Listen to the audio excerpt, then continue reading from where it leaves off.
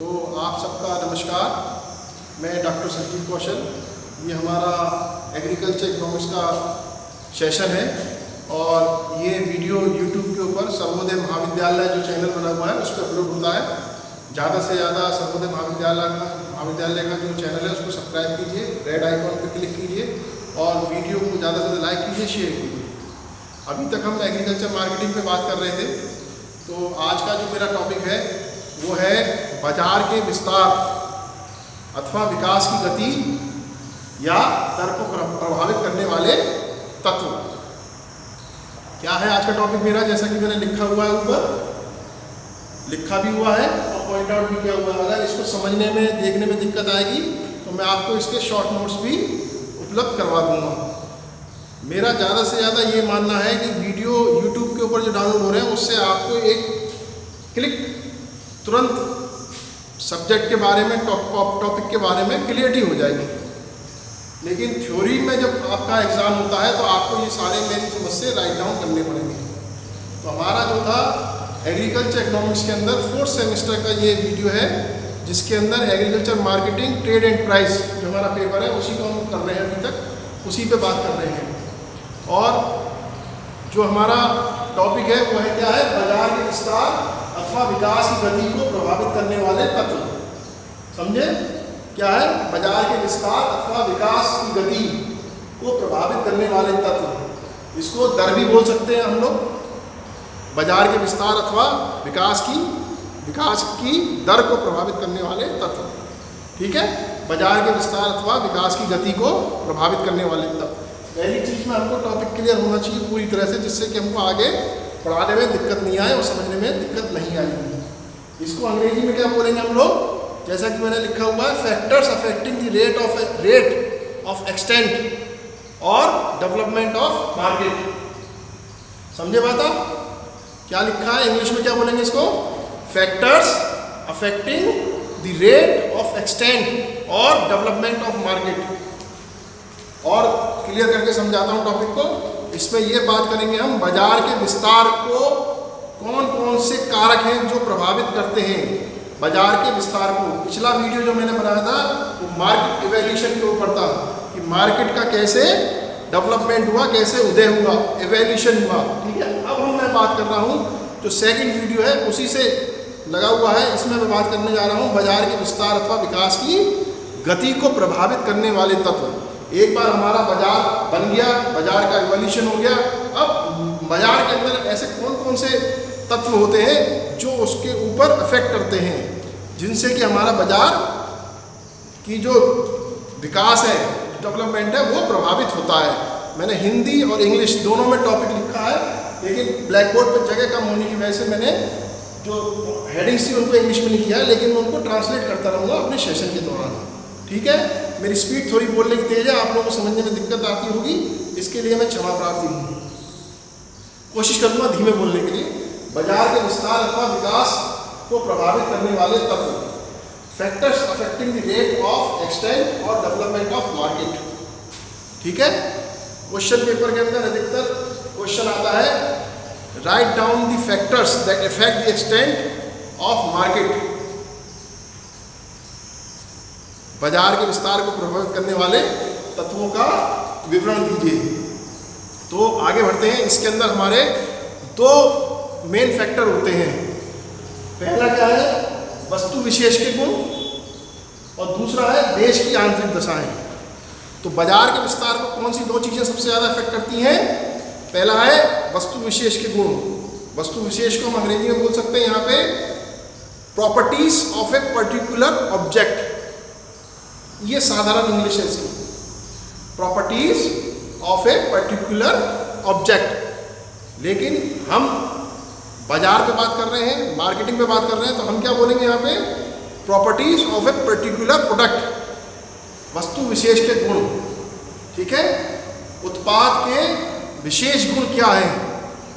विशेष गुण जो अफेक्ट करते हैं, पहला है वस्तु विशेष के गुण। इसको इंग्लिश में बोलेंगे properties of a particular product भी बोल सकते हैं, और हम यहाँ बहुत सारी चीज़ों के लिए बात कर रहे हैं तो उसको हम ऑब्जेक्ट भी बोल सकते हैं। Properties of a particular object, समझे बात? वस्तु विशेष के गुण। ऐसा होता है किसी वस्तु जो होती है प्रोडक्ट, बाजार के विस्तार पे बहुत अधिक उसका जो स्वरूप होता है, उसके गुण होते हैं, बाजार के विस्तार पर निर्भर करते हैं। जिन वस्तुओं में ये मैं जो गुण बता रहा हूँ वो पाए जाते हैं, वो विस्तार को प्रभावित करते हैं और इनका बाजार जो है तीव्र गति से विकसित होता है। ठीक है। और जिन वस्तुओं में ये गुण नहीं पाए जाते उनका विस्तार, उनका बाजार का विस्तार संकुचित होता है। तो वस्तु विशेष के गुण में हमारा पहला है मांग का स्वरूप। क्या है? मांग का स्वरूप। इसको इंग्लिश में बोलेंगे हम नेचर ऑफ डिमांड। मांग का स्वरूप, नेचर ऑफ डिमांड। जिन वस्तुओं की मांग जितनी अधिक व्यापक एवं लगातार होती है, व्यापक एवं लगातार होती है, उन वस्तुओं का बाजार उतना ही अधिक तीव्र गति से विस्तृत होता जाता है। ठीक है बात? क्या बात बताई मैंने? मांग के स्वरूप में नेचर ऑफ डिमांड, इंग्लिश में नेचर ऑफ डिमांड। जिन वस्तुओं की मांग जितनी अधिक व्यापक एवं लगातार होती है, उन वस्तुओं का बाजार उतना ही अधिक तीव्र गति से विस्तृत होता है। उदाहरण के लिए सोना, चांदी। ठीक है, सोना, चांदी, गेहूं हो गया, चावल हो गया, कपड़ा आदि की मांग विश्व भर में होने के कारण उनका बाजार अंतर्राष्ट्रीय है। क्या है? अंतर्राष्ट्रीय बाजार है। सोने का जो मार्केट है वो इंटरनेशनल मार्केट है, क्योंकि उसकी डिमांड सब जगह है। गेहूं की डिमांड सब जगह है, चावल की जगह सब जगह, तो ये सब बड़े बाजार हैं। इसके विपरीत क्या होता है? जैसे छोटी छोटी चीज़ों में उदाहरण स्वरूप बता रहा हूँ, उदाहरण और भी कुछ हो सकते हैं। जैसे धोती, कुर्ता, टोपी की मांग सीमित होने के कारण इनका बाजार राष्ट्रीय होता है, राष्ट्रीय बाजार होता है। समझे बात आप? दूसरा है मेरा वहनीयता। पहला हो गया मांग का स्वरूप, दूसरा है वहनीयता। इसको क्या बोलेंगे इंग्लिश में? अफोर्डेबिलिटी। क्या बोलेंगे इंग्लिश में? अफोर्डेबिलिटी। अफोर्डेबिलिटी, वहनीयता। जो वस्तुएं कम खर्च पर सरलतापूर्वक, जो वस्तुएं कम खर्च पर सरलतापूर्वक एक स्थान से दूसरे स्थान पर स्थान पर ले जाई जा सकती हैं। रिपीट करता हूं, जो वस्तुएं कम खर्च पर सफलतापूर्वक एक स्थान से दूसरे स्थान पर ले जा सकती हैं, उनका बाजार विस्तृत होता है। उनका बाजार क्या होता है? विस्तृत होता है। परंतु जिनकी ढुलाई महंगी या हस्तांतरण संभव नहीं होता, उनका बाजार प्राय सीमित होता है। समझ गए ना बात? सीमित बना रहता है। जैसे सोने का बाजार अंतर्राष्ट्रीय और ईंट व पत्थर का बाजार राष्ट्रीय होता है। सोने का बाजार तो क्या हो गया? अंतर्राष्ट्रीय हो गया, और ईंट व पत्थर का बाजार राष्ट्रीय होता है। तो इसमें आती है अफोर्डेबिलिटी, वहनीयता, आने जाने, रख रखाव, हस्तांतरण करने में जिसमें दिक्कत हो और उसकी जो खर्चा है लेने जाने में बहुत दिक्कत हो और महंगा हो। तीसरा आता है हमारा वस्तु का टिकाऊपन। वस्तु का टिकाऊपन, इसको बोलेंगे प्रोडक्ट ड्यूरेबिलिटी। क्या बोलेंगे? प्रोडक्ट ड्यूरेबिलिटी, वस्तु का टिकाऊपन। टिकाऊ वस्तुओं का बाजार शीघ्र नष्ट होने वाली वस्तुओं की अपेक्षा अधिक गति से विस्तृत होता है। क्या कहा मैंने? टिकाऊ वस्तुओं का बाजार शीघ्र नष्ट होने वाली वस्तुओं की अपेक्षा अधिक गति से विस्तृत होता है, क्योंकि जितनी अधिक टिकाऊ होती है उसकी उतनी ही दूरी तक भेजा जा सकता है। क्योंकि वस्तु जितनी अधिक टिकाऊ होती है उसे उतनी ही अधिक दूरी तक भेजा जा सकता है। यही कारण है कि दूध, दही, मांस, फल आदि हरी सब्जियों का बाजार सीमित बना रहता है। क्योंकि इनको अधिक दूर नहीं भेजा सकता, ये खराब हो जाती हैं। जबकि जूट, कपास, सोना, चांदी का बाजार विस्तृत होता है। अब कौन सा हमारा चौथे नंबर का है? पूर्ति या संभरण की मात्रा। क्या लिखा है? पूर्ति या संभरण की मात्रा। इसको अंग्रेजी में बोलेंगे quantity of supply. Quantity of supply, ठीक है, पूर्ति या संभरण की मात्रा। वस्तु विशेष के बाजार का विस्तार उसकी पूर्ति की मात्रा पर भी निर्भर करता है। वस्तु विशेष के बाजार का विस्तार उसकी पूर्ति की मात्रा पर भी निर्भर करता है। यदि वस्तु के उत्पादन का पैमाना, यदि वस्तु के उत्पादन का पैमाना छोटा है तो बाजार सीमित होता है, जैसे हरी सब्जी, फल आदि, तथा उत्पादन का पैमाना जितना बड़ा होगा वस्तु का बाजार उतना ही विस्तृत हुआ करता है, जैसे कपड़ा, चावल, गेहूं इत्यादि। ठीक बात। पांचवा है ग्रेड या नमूने में बांटने की सुविधा। ग्रेड या नमूने में बांटने की सुविधा, इसको क्या बोलेंगे? Facility to distribute into grade और सैंपल। ग्रेड या नमूने में बांटने की सुविधा, facility to distribute into grade और सैंपल। इसमें क्या होता है? जिन वस्तुओं के ग्रेड बनाए जा सकते हैं अथवा जिनको नमूने के तौर पे ग्राहकों को दिखलाया जा सकता है, उनका बाजार अधिकतर विस्तृत हुआ करता है, जैसे कपड़ा, चाय, कलपुर्जे इत्यादि। इसके विपरीत जो वस्तुएं बड़े आकार की होती हैं या जो विभाज्य नहीं होती, उनका बाजार अपेक्षाकृत सीमित रहता है, क्योंकि ग्राहक उनको बिना देखे खरीदना नहीं चाहता। ऐसी वस्तुओं को प्रत्येक स्थान पर ले जाया नहीं जा सकता, जैसे गाय, भैंस आदि। कोल्हू भी हो सकता है इसमें, ठीक है। तो इनके बाजार सीमित होते हैं, इनको एक जगह से दूसरी जगह नहीं ले जाया जा सकता। इसमें ये जो 5 पॉइंट थे वस्तु विशेष के गुण में, मांग का स्वरूप, वहनीयता, वस्तु का टिकाऊपन, पूर्ति या संभरण की मात्रा, ग्रेड या नमूने में बांटने की सुविधा। इसके अंदर जो भी मैंने आपको थ्योरी में जो बातें बताई हैं और जो उनके उदाहरण दिए हैं, उदाहरण एग्जाम्पल और भी हो सकते हैं, लेकिन थ्योरी में यही चीज़ कंपलसरी रहेगी, ठीक है। नेक्स्ट उस पर आता हूँ मैं दूसरे पे, देश की आंतरिक दशाएं, factor affecting the rate of extent और डेवलपमेंट में दूसरा क्या है? देश की आंतरिक दशाएं, ठीक है। इसमें क्या है? यातायात व संचार के साधन, शांति व सुरक्षा, बैंकिंग व्यवस्था, मुद्रा मूल्य की स्थिरता, और 5वां है सरकारी नीति, और 6वां है व्यापार के वैज्ञानिक ढंग। 5 है इसमें, 6। पहला है यातायात व संचार के साधन, शांति व सुरक्षा, बैंकिंग व्यवस्था, मुद्रा मूल्य की स्थिरता, सरकारी नीति, ठीक है, व्यापार के वैज्ञानिक ढंग। अब जो बाजार के विकास को प्रभावित करने वाले तत्व होते हैं, उसके अंदर वस्तु विशेष के गुण बताए मैंने, प्रोडक्ट्स के आ गए। अब क्या आता है? दूसरा पार्ट आता है देश की आंतरिक दशाएं कैसी हैं। तो इसमें मैंने पॉइंट आउट किए हैं 6 पॉइंट।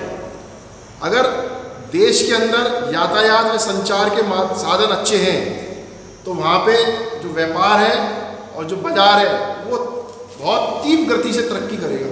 संचार के साधन और परिवहन के साधन, जिसमें मैंने लिखा है यातायात व संचार के साधन। जिन देशों में यातायात के साधन साहब आपको पता होंगे, जैसे रेल, सड़क आदि पूर्ण विकसित हैं और वस्तुओं का हस्तांतरण सुविधापूर्वक होता है, एक जगह से दूसरी जगह ले जाना हस्तांतरण होता है, तो वस्तुओं का बाजार तीव्र गति से विस्तृत हो जाता है, ठीक है भाई। इसी प्रकार संचार के साधनों जैसे टेलीफोन, इंटरनेट आदि के विकसित होने मास से माल के सौदे घर बैठे ही हो जाते हैं और फलस्वरूप बाजार का क्षेत्र विस्तृत हो जाता है। आजकल इंटरनेट के थ्रू आप कोई भी माल, कोई भी प्रोडक्ट कहीं से भी मंगा सकते हो। हिंदुस्तान क्या पूरे वर्ल्ड में कहीं से भी खरीद सकते हो। ऑनलाइन मार्केटिंग का फंडा चल चुका है, तो अपने देश में भी ये सब चीज़ सुविधा हो रही है। समझे बात। दूसरा है शांति व सुरक्षा। देश में शांति व सुरक्षा का होना बाजार विस्तार के लिए अति आवश्यक है। समझे भाई। शांति में वातावरण में व्यापार फलता फूलता है, क्योंकि लोग निडर होकर परस्पर सौदे करते हैं। व्यापारियों को धोखाधड़ी, लूटपाट या बेईमानी का डर नहीं रहता। ठीक। और व्यापार व्यवसाय को बढ़ावा मिलता है, जिससे निरंतर बाजारों का विस्तार होता है। इसको हम क्या बोलेंगे?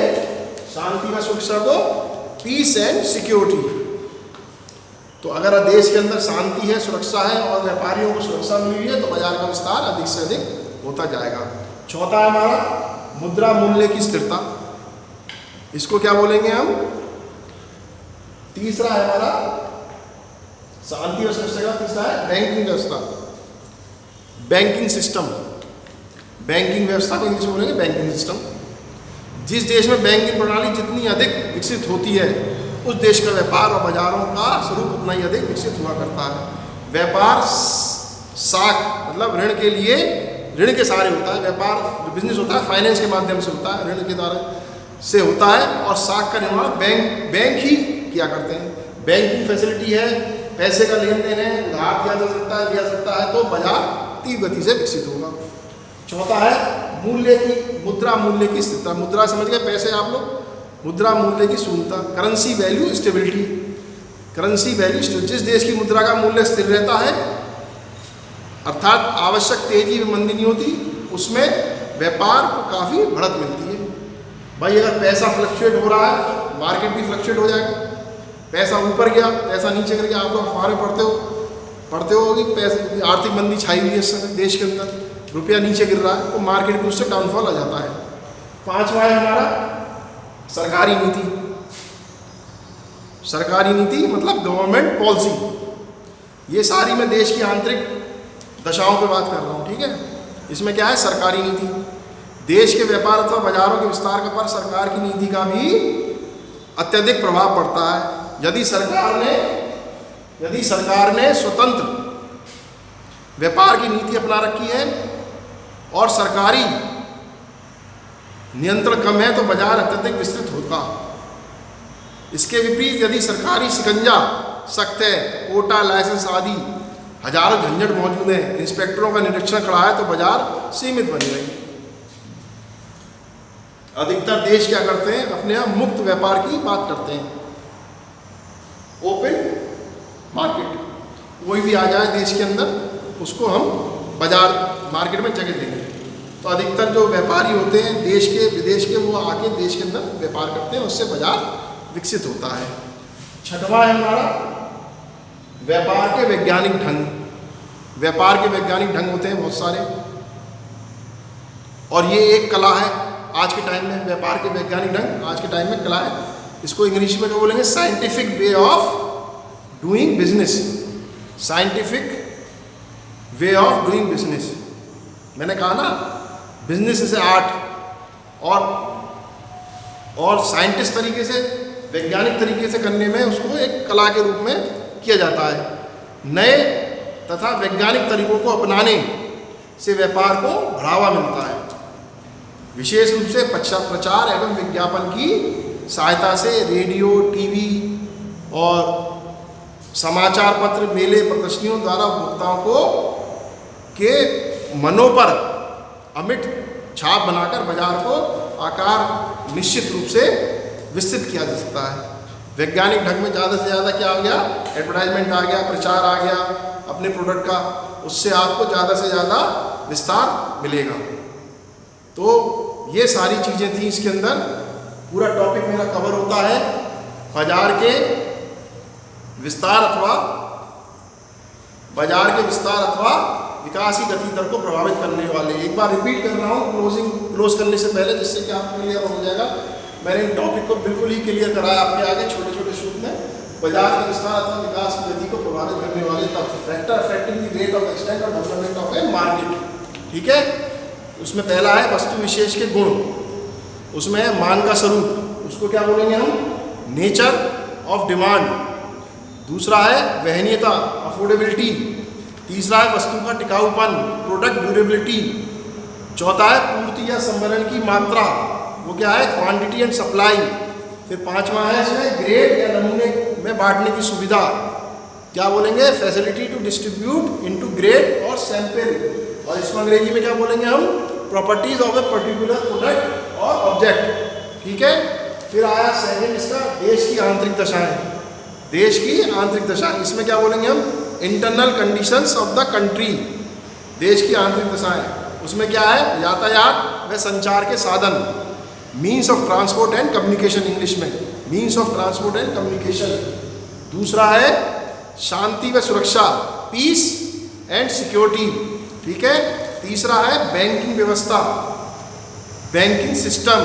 चौथा क्या बताया मैंने इसमें, मुद्रा मूल्य की स्थिरता, करेंसी वैल्यू स्टेबिलिटी, इंग्लिश में बोलेंगे। और पांचवा है सरकारी नीति, गवर्नमेंट पॉलिसी।